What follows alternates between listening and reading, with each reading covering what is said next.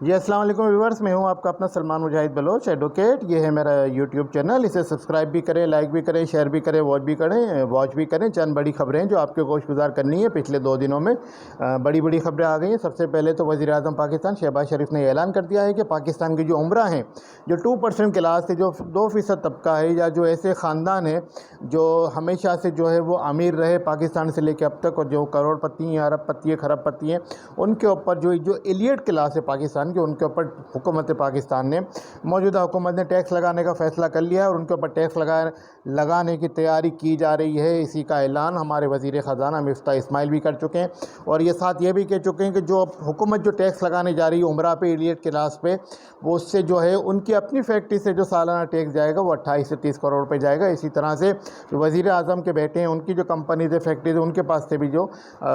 Tax جائے گا جو کروڑوں میں جائے گا۔ اچھی خبر ہے، خوشائن بات ہے پاکستان کے لیے کہ وہ کلاس جو ہمیشہ اپنے آپ کو جو ہے وہ ٹیکس سے بچاتی رہی، جو ٹیکس سے اپنے آپ کو ایگزمپٹڈ کرتی رہی، it is very much needed in this situation for the prosperity of Pakistan, for the development of Pakistan. Pakistan کو آگے لے جانے کے لیے، پاکستان کی معیشت کو بہتر کرنے کے لیے، پاکستان کو اس بھون سے نکالنے کے لیے بڑا ہی احسن اقدام ہے۔ اور ہم نے بجٹ کے موقع پہ بھی، اس سے پہلے بھی اپنے ویلاگ میں اس بات کا اظہار کیا تھا کہ اگر ٹیکس لگانا ہے تو عمرہ پہ لگائیں، غریب پہ نہ لگائیں، مڈل کلاس پہ نہ لگائیں۔ تنخواہ دار طبقہ تو پہلے ہی ٹیکس دیتا ہے۔ حکومت نے اچھا فیصلہ کیا، ہم اس کی حمایت کرتے ہیں، تائید کرتے ہیں۔ آگے بڑھتے ہیں۔ جو نیب میں جو نئی ترامیم کی گئی ہیں، یا جو نیا قانون بنایا گیا نیب کا، پاکستان کی سیاست پر نظر رکھنے والے لوگ، دانشور، یہ کہتے ہیں، تجزیہ نگار یہ کہتے ہیں کہ ان ترامیم کا سب سے زیادہ فائدہ جو ہے وہ پی ٹی آئی کو ہوگا، پی ٹی آئی کے سابق وزراء کو ہوگا، اراکین اسمبلی کو ہوگا، کیونکہ پیپلز پارٹی کے وزراء، پیپلز پارٹی کے لیڈرشپ، نون لیگ کے وزراء، نون لیگ کے اراکین اسمبلی اور نون لیگ کے لیڈرشپ جو ہے وہ پچھلا بدترین دور جو ہے وہ نیب کا دیکھ چکی ہے عمران خان کی حکومت میں۔ اور یہ بھی الزام لگاتے ہیں کہ عمران خان نے نیب کو ایک عام ٹوئسٹنگ ٹول کے طور پہ ان کے خلاف، اپوزیشن کے خلاف استعمال کیا، اور چیئرمین نیب کو بھی جو ہے ان کی ویڈیو دکھا کے، وہ جیسے آج کل وہ گل صاحبہ کا جو آ رہا ہے کہ وہ پبلک اکاؤنٹس کمیٹی کے چیئرمین نور عالم خان نے اس کا نوٹس بھی لیا ہے، ان کی ویڈیو کا، مبینہ ویڈیو کا، اور سابق چیئرمین نیب جاوید اقبال صاحب کو طلب بھی کرنے کا فیصلہ کیا ہے۔ تو اسی طرح سے عمران خان پہ بھی الزام ہے کہ نیب نے ان کو جو ہے وہ، نیب کو انہوں نے اپوزیشن کے خلاف استعمال کیا، جھوٹے کیسز بنا۔ لیکن اب اس سیناریو میں جو نیب کی جو حالیہ ترامیم موجودہ حکومت نے جو کی ہے، اس کا سب سے زیادہ فائدہ جو ہے پی ٹی آئی کو ہوگا، پی ٹی آئی کے لوگوں کو ہوگا۔ آگے بڑھتے ہیں۔ فواد چودھری صاحب ہیں، پی ٹی آئی کا ایک بڑا چہرہ ہے، اس ایک اسپوکس پرسن ہیں، ان کے سیکرٹری اطلاعات بھی ہیں، وزیر اطلاعات بھی ہیں۔ انہوں نے کہا ہے کہ پاکستان کی اسٹیبلشمنٹ پاکستان کی سیاست سے نیوٹرل رہ ہی نہیں سکتی، اور پاکستان کی اسٹیبلشمنٹ کے بغیر نہ ہی پاکستان میں حکومت گرائی جا سکتی ہے، نہ ہی پاکستان میں حکومت بنائی جا سکتی ہے۔ یہ وہ فواد چودھری صاحب کہہ رہے ہیں جو ڈیموکریسی پہ بلیو کرتے ہیں، جو جمہوریت پہ بلیو کرتے ہیں۔ آج بھی جو ہے پاکستان میں ڈیموکریسی ہے، اور لیکن یہ اسٹیبلشمنٹ کو، یعنی کہ فوج کو، دوسرے لفظوں میں آئی ایس آئی کو، دوسرے لفظوں میں یہ الزام لگا رہے ہیں کہ ان کی حکومت گرانے میں اسٹیبلشمنٹ کا ہاتھ ہے، کیونکہ اسٹیبلشمنٹ کے بغیر ان کی حکومت نہیں گرائی جا سکتی تھی، ان کی این او سی کے بغیر نہیں گرائی جا سکتی، ان کی سپورٹ کے بغیر۔ یہی آج کل جو ہے عمران خان صاحب بھی کر رہے ہیں۔ عمران خان صاحب اپنی تقاریر میں بار بار نیوٹرلز کا نام لیتے ہیں، اور نیوٹرلز کا نام وہ جنرل باجوہ کے لیے لیتے ہیں، فوج کے لیے لیتے ہیں، اور پھر مسکراتے ہیں، طنزیہ مسکراتے ہیں، طنزیہ ہنستے ہیں، لیکن کوئی بھی نوٹس نہیں لے رہا ان کی ان باتوں کا کہ اب شاید وہ اب تک لاڈلے ہیں۔ اور آج فواد چودھری نے ایک اور بات کہہ دی ہے کہ اگر اسٹیبلشمنٹ ایم کیو ایم کو اور باپ پارٹی کو اگر یہ کہہ دے کہ آپ اس حکومت سے ہٹ جائیں تو آج یہ حکومت گر جائے گی۔ میننگ دیر بائی کہ ان کا یہ اشارہ ہے کہ جو ایم کیو ایم اور جو باپ پارٹی جو موجودہ حکومت کے ساتھ ہے، جنہوں نے پچھلی پی ٹی آئی حکومت کا ساتھ چھوڑا، وہ اسٹیبلشمنٹ کے اشارے پہ ہے۔ فواد چودھری صاحب، آپ کو یہ بات پتہ ہونی چاہیے کہ ایم کیو ایم پاکستان اپنا فیصلہ خود کرتی ہے۔ ایم کیو ایم پاکستان میں جمہوریت ہے، ہم رابطہ کمیٹی ہے، رابطہ کمیٹی میں مشاورت ہوتی ہے، اس کے بعد جو ہے فیصلہ کیا جاتا ہے، سیاسی فیصلے کیے جاتے ہیں۔ آپ کا یہ الزام جو ہے، آپ جو ایم کیو ایم کے حوالے سے لگا رہے ہیں، ہم اسے رد کرتے ہیں، اور ایم کیو ایم پاکستان کی طرف سے رد کرتے ہیں۔ اور جمہوری دور میں جمہوری اداروں کی جو ہے وہ پذیرائی کی جاتی ہے، جمہوری جماعتوں کی پذیرائی کی جاتی ہے، جمہوری سیاسی جماعتوں کی پذیرائی کی جاتی ہے۔ آپ کہنے کو تو ایک سیاسی پارٹی ہے، جمہوری پارٹی ہے، لیکن آپ جو بات کر رہے ہیں وہ بالکل ہی آئین سے ماورا ہے، آئین سے باہر کی باتیں ہیں، جمہوریت سے متضاد باتیں ہیں۔ ایسی باتیں نہیں کرنی چاہیے۔ آپ کو اپنے جو بیانات ہیں ان پہ غور کرنا چاہیے، لیکن شاید آپ بھی لاڈلے ہیں، کسی نہ کسی کے اس لیے آپ کے خلاف بھی کوئی ایکشن نہیں ہو رہا۔ آگے بڑھتے ہیں۔ MQM پاکستان کی جو بلدیاتی الیکشن کو ملتوی کرانے کے حوالے سے جو سندھ ہائی کورٹ میں جو پٹیشن دائر ہے اس کی سنوائی آج ہوئی، اور جسٹس جنید غفار کے بینچ کے سامنے سنوائی ہوئی۔ MQM کی جانب سے بیرسٹر فروغ نسیم صاحب اس میں پیش ہوئے۔ بیرسٹر فروغ نسیم صاحب نے اپنے دلائل میں یہ بتایا معزز عدالت کو کہ سلیکٹ کمیٹی جو گورنمنٹ آف سندھ کی ہے، جس میں تمام پارٹی سے بشمول MQM شامل ہیں، سب نے یہ لکھ کر دے دیا ہے، سندھ ہائی کورٹ میں جمع کرا دیا ہے 15 دن پہلے کہ 3 ماہ کے لیے الیکشن کو ملتوی کیا جائے، پوسٹ پون کیا جائے، کیونکہ چند ایسی ترامیم ہیں جو MQM پاکستان نے 51 52 ترامیم ہیں جو بیسک لوکل گورنمنٹ ایکٹ 2013 میں ہونی ہے، اس کا جو سیکشن 10 ہے اس کے اندر ہونی ہے، اور جب تک یہ ترامیم نہیں کی جاتی تو جو آئین کا آرٹیکل 140 ہے 140 ہے، اور جس کے تناظر میں MQM کی ہی پٹیشن پہ سابق chief justice of Pakistan justice Gulzar صاحب نے جو فیصلہ دیا تھا کہ آئین کے آرٹیکل 140A کو اس کی روح کے مطابق جو ہے وہ نافذ کیا جائے، اس کو سامنے رکھتے ہوئے، اس کی روح کو سامنے رکھتے ہوئے جو ہے تمام بلدیاتی قوانین کو بنایا جائے، اس میں ترامیم کی جائے، تاکہ جو میئر ہوں، جو چیئرمین ہوں، جو کونسلرز ہوں، جو بیسک ڈیموکریسی ہے، لوکل گورنمنٹ جو ہے وہ 3rd ٹیئر آف گورنمنٹ ہے، تو اس کو مضبوط کیا جائے، اس کو پاورفل کیا جائے، اس کو امپاورڈ کیا جائے، تاکہ گراس روٹ لیول پہ اس کو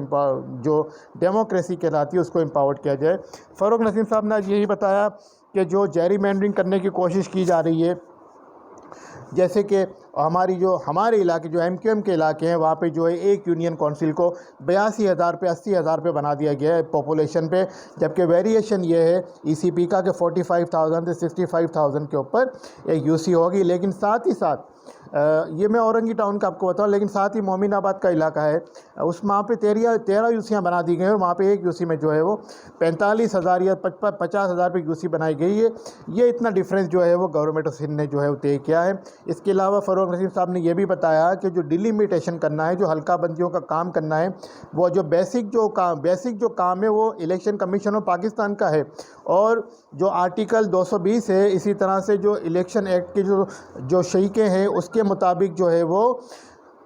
گورنمنٹ آف سندھ کے جو افسران ہیں وہ اسسٹ کر سکتے ہیں، they can assist to the ECP، they can not manage the whole system. لیکن انہوں نے کیا کیا ECP نے، جو کہ وائلیشن ہے اٹ سیلف الیکشن ایکٹ 2017 کی، کہ انہوں نے جو ہے سندھ حکومت کے جو افسران ہیں، ریونیو افسران ہیں، ان کو جو ہے وہ ڈیلیمیٹیشن کمیٹی کا حصہ بنا دیا ہے، جو کہ از خود سندھ ہائی کورٹ کا فیصلہ ہے 2014 کا MQM کی پٹیشن پہ کہ کوئی بھی ریونیو آفیسر جو ہے وہ سندھ گورنمنٹ کا ڈیلیمیٹیشن کمیٹی میں شامل نہیں ہو سکتا۔ اسی بات کو جو ہے سپریم کورٹ آف پاکستان نے 2015 میں اپنے فیصلے میں اپہولڈ کیا ہے۔ یہ بھی فروغ نسیم صاحب نے اپنا آرگومنٹ وہاں پہ رکھا۔ اس کے علاوہ آرٹیکل 140A کے حوالے سے بڑی ڈیٹیل میں بات کی گئی ہے کہ اس میں یہ بتایا گیا ہے آئین پاکستان کے آرٹیکل 140A میں کہ ہر صوبے کا اپنا بلدیاتی نظام ہوگا، بلدیاتی قانون ہوگا، اور صوبہ بااختیار ہوگا اس حوالے سے لیجسلیشن کرنے کے لیے۔ اب یہاں پہ جب صوبائی حکومت تمام اسٹیک ہولڈرز کے ساتھ، پولیٹیکل اسٹیک ہولڈر کے ساتھ، بشمول MQM کے ساتھ جب قانون سازی کرنے کو تیار ہے، لیجسلیشن کرنے کو تیار ہے، لیکن ECP نہیں مان رہا، ECP بزید ہے، اسی حوالے سے سنوائی جو ہے وہ کل صبح 9:30 بجے تک جو ہے وہ دوبارہ معطل کی گئی، ملتوی کی گئی، اور کل صبح 9:30 بجے سنوائی دوبارہ ہوگی، جس میں فروغ نسیم صاحب اپنے آرگومنٹ کو، اپنی بحث کو، اپنے دلائل کو مکمل کریں گے اور اپنی بحث کو سمیٹیں گے۔ اس کے بعد بھی ECP کو سنا جائے گا۔ آگے بڑھتے ہیں۔ دعا زیرہ کیس، جو کہ کراچی کی بیٹی دعا زیرہ کا کیس بڑا میڈیا میں رہا، بڑا جو ہے خبروں میں رہا۔ اس میں جو ہے سندھ ہائی کورٹ نے جو ہے وہ دعا زیرہ کو اپنی مرضی سے فیصلہ کرنے کا اختیار دے دیا تھا۔ ان کے والدین کی جو پٹیشن تھی اس کو ڈسمس کر دیا تھا، تو ان کے والدین نے جو ہے وہ سپریم کورٹ سے رجوع کیا، سپریم کورٹ میں اپیل فائل کی۔ آج اس کی سنوائی جو ہے سپریم کورٹ کی کراچی رجسٹری میں ہوئی۔ اس میں جو ہے وہ سپریم کورٹ نے سندھ ہائی کورٹ کے فیصلے کو برقرار رکھا ہے، اور ساتھ میں یہ آبزرویشن بھی دی ہے کہ نکاح اگر 16 سال کی عمر میں یا 16 سال سے کم عمر میں بھی نکاح ہو تو سپریم کورٹ بھی اس نکاح کو ختم نہیں کر سکتی۔ اور 2 فورم پہ جو ہے وہ آپ کی بیٹی دعا زہرہ جو ہے اپنا بیان ریکارڈ کروا چکی ہے، اور دونوں بیانات میں اس نے یہ کہا ہے کہ اپنی مرضی سے اس نے نکاح کیا ہے لڑکے کے ساتھ۔ تو اس بات کو بنیاد بناتے ہوئے جو ہے وہ سپریم کورٹ آف پاکستان نے دعا زیرہ کے والدین کی یہ اپیل بھی مسترد کر دی ہے۔ لیکن اس میں سوال یہ پیدا ہوتا ہے کہ پچھلے دنوں خبریں بھی چلی تھیں کہ کسی خاتون کو لاہور سے گرفتار کیا گیا ہے جو کہ دعا زیرہ کے کیس میں مشکوک ہے، لیکن اس کا بعد میں پتہ نہیں چلا کہ اس کا کیا بنا۔ اس کے علاوہ ایک بات اور بھی، ایک ہماری تجویز بھی ہے کہ دعا زیرہ کے والدین کی اور دعا زیرہ کی مشترکہ پریس کانفرنس میڈیا کی موجودگی میں کرائی جائے، پولیس کی موجودگی میں نہیں، پولیس کی موجودگی میں بالکل نہیں۔ یہی دعا زیرہ کے والدین کا اعتراض ہے کہ سندھ ہائی کورٹ میں چیمبر میں ان کی ملاقات ہوئی، 5 منٹ کی ملاقات ہوئی دعا زیرہ سے، لیکن پولیس کی موجودگی میں ہوئی، اور بقول ان کے والدین کے کہ دعا زیرہ نے کہا کہ میں آپ کے ساتھ جانا چاہتی ہوں، میں جا کے جج صاحب کو بتاتی ہوں کہ مجھے جانا ہے، لیکن پولیس وہاں سے ان کو کھینچتے ہوئے لے گئی۔ وہ مناظر ہم سب نے دیکھے۔ تو بہرحال حق سب کو ہے شادی کرنے کا، لیکن والدین کو بھی حق ہے، انہوں نے بچی کو پیدا کیا ہے، ان کا جو ہے بلڈ ریلیشن ہے۔ تو ایک ایسی پریس کانفرنس دعا زیرہ کے ساتھ کرائی جائے میڈیا کی موجودگی میں والدین کے ساتھ، تاکہ پتہ چل سکے کہ دعا زیرہ دباؤ میں ہے یا نہیں ہے، یا جو یہ بات نہیں کر رہی ہے وہ دباؤ سے باہر کی ہیں۔ اسی طرح لاہور میں ایک بڑا دل دہلانے والا واقعہ ہوا ہے کہ نہ کہتے ہیں نا جہاں زمین پھٹی نہ آسمان گرا، کہ ایک بیٹے نے اپنی ماں کی عزت کو پامال کر دیا، اور جو ڈیٹیل آئی ہیں وہ بڑی ہولناک ہے کہ اس کا والد بھی جو ہے وہ بڑا بزرگ ہے، بیمار ہے، ماں بھی بوڑھی ہے، لیکن اس بیٹے نے جو ہے ماں کو جو ہے چھری دکھا کے ڈرایا کہ میں دوسرے کمرے میں والد ہے، اگر تم نے میری بات نہ مانی تو میں تمہیں، بہرحال کہنے میں بھی مجھے تو ہول آ رہا ہے، میرے تو رونگٹے کھڑے ہو رہے ہیں، لیکن بہرحال وہ خاتون خود پھر تھانے گئی ہے، تھانے جا کے درخواست جمع کرائی ہے۔ لاہور کا علاقہ ہے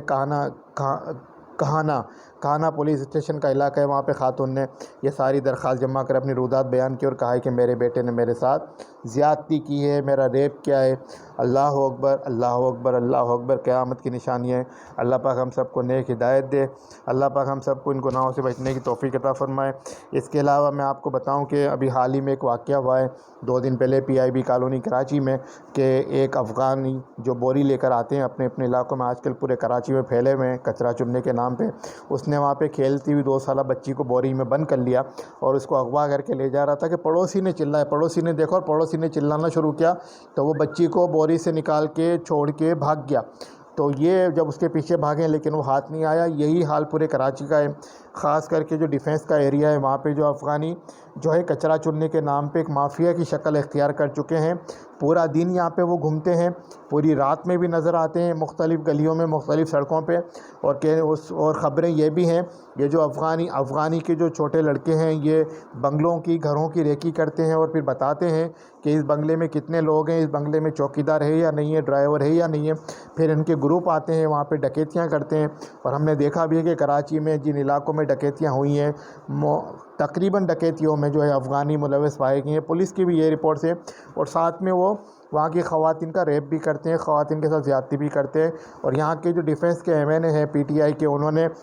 کوئی 3-4 ماہ پہلے DIG ساؤتھ کو یہ خط بھی لکھا تھا کہ پولیس کو پابند کیا جائے کہ ان افغانیوں کو ڈیفنس سے نکالا جائے جو کچرا چننے کے نام پہ آتے ہیں۔ کوئی ان کو پوچھنے والا نہیں ہے، کوئی دیکھنے والا نہیں ہے کہ وہ کیا کرتے ہیں کیا نہیں کرتے ہیں۔ چلیں دن میں آتے ہیں کچرا چنتے ہیں، لیکن رات میں کیا کرتے ہیں؟ سب سے بڑا سوال یہ، پولیس کیوں انہیں نہیں روکتی؟ پولیس کیوں انہیں نہیں پکڑتی؟ پولیس ان سے کیوں نہیں پوچھ گچھ کرتی؟ تو یہ بہت بڑا کوشچن مارک ہے۔ تو ہماری اپیل ہے IG سندھ سے، DG رینجر سے، ایڈیشنل IG کراچی سے، DIG ساؤتھ سے، SSP ساؤتھ سے، اور دیگر اسی طرح سے پورے کراچی کے DIG سے اور SSP سے،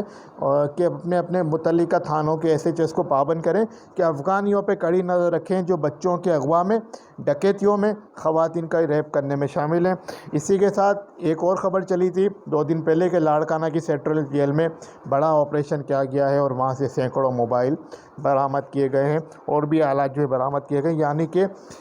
state with in state jail کے اندر یہ سسٹم چل رہا تھا، اور وہاں سے جو باقاعدہ جو گینگز وہاں بیٹھے ہیں، جو کرمنلز وہاں بیٹھے ہیں، جو سزا یافتہ مجرمان یا ملزمان وہاں پر بیٹھے ہیں، وہ موبائل فون کے ذریعے باہر اپنے گروپ سے رابطے میں تھے، اپنے گینگ سے رابطے میں تھے، اور اپنی کارروائیں جاری و ساری رکھ رہے تھے۔